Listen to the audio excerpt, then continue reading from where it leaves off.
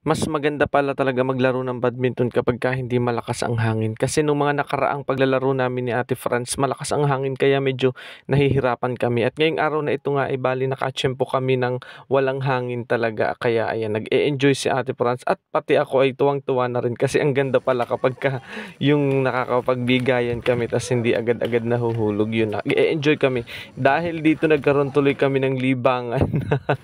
Dahil sa laging pag-aakit ni Ate Franz, nag-e-enjoy na din pati ang daddy at natutuwa ka.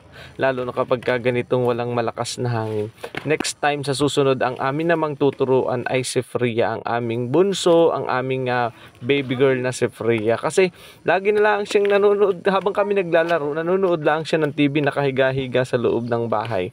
So aakitin din namin para malay mo magustuhan at mag-enjoy din siya. Napansin ko nga na pagkatapos ng ilang araw na pag-practice namin, talagang maalam at mahusay na si Ate Franz kumpara talaga nung mga una. Wala talaga siyang ka-idea kung paano maglaro nito. At dahil nga dyan ay nagkaroon ako ng morning at saka ng afternoon exercise. Pagka Saturday, Sunday, morning exercise and afternoon. Pag naman may pasok yun, afternoon lang.